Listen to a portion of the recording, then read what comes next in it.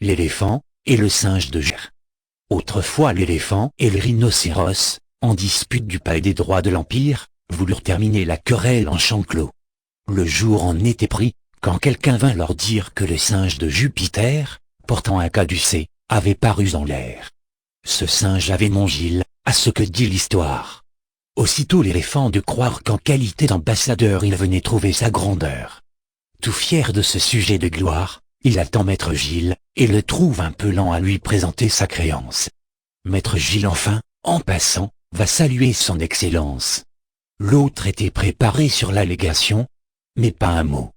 L'attention qu'il croyait que les dieux à sa querelle n'agitait pas encore chez eux cette nouvelle. Qu'importe à ceux du firmament, qu'on soit mouche ou bien éléphant. Il se vit donc réduit à commencer lui-même.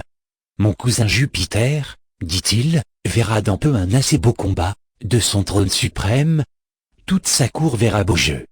Quel combat? Dit le singe avec un front sévère. L'éléphant repartit. Oh, vous ne savez pas que le rhinocéros me dispute le pas? Qu'éléphantide a guerre avec rhinocère? Vous connaissez ces lieux, ils ont quelque renom. Vraiment je suis ravi d'en apprendre le nom, repartit maître Gilles, on ne s'entretient guère de semblables sujets dans nos vastes lambris. L'éléphant, honteux et surpris, lui dit, et parmi nous que venez-vous donc faire? Partager un brin d'herbe entre quelques fourmis, nous avons soin de tout. Et quant à votre affaire, on n'en dit rien encore dans le conseil des dieux, les petits et les grands sont égaux à leurs yeux.